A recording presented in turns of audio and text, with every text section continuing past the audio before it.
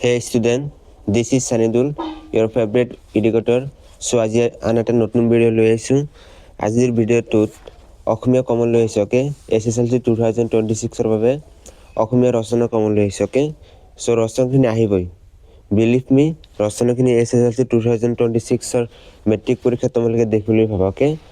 ৰচনাত 8 মাৰ্ক থাকে, তো তোমালোকে এই 4টা ৰচনা দেখি গ'লেই তোমালোকে 8 মাৰ্ক কেৰি কৰিব পাৰিবা, অ'কে? চ' ৰচনাখিনি কি চোৱা। ফাৰ্ষ্টটো আছে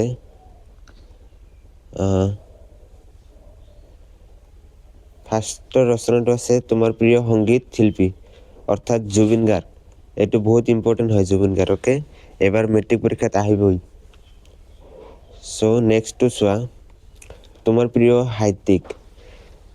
প্ৰশ্ন কাকতত তোমাৰ প্ৰিয় সাহিত্যিক বা তোমাৰ প্ৰিয় সংগীত শিল্পী এনেকৈ আহিব, কিন্তু তোমালোকে লিখাৰ সময়ত লিখিবা মোৰ প্ৰিয় সাহিত্যিক, অ'কে?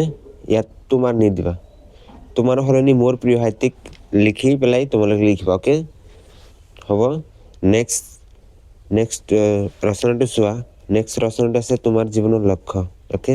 এইটো বহুত ইম্পৰ্টেণ্ট হয়, পৰীক্ষাত আহিব তোমাৰ জীৱনৰ লক্ষ্য লিখা। এনেকৈ ৰচনা বুলি লিখিব আহিব, তোমালোকে লিখিবা মোৰ জীৱনৰ লক্ষ্য, অ'কে? নেক্সটটো অসমৰ বানপানী। অসমৰ বানপানীও এইবাৰ বহুত অহাৰ চান্স আছে, অ'কে? এই 4টা ৰচনা বহুত ইম্পৰ্টেণ্ট হয়। SSLC 2026ত এই 4টাৰ ভিতৰত যিকোনো এটা দেখিবলৈ পাবা, অ'কে? 8 মাৰ্ক অতি সহজে তোমালোকে ল'ব পাৰিবা।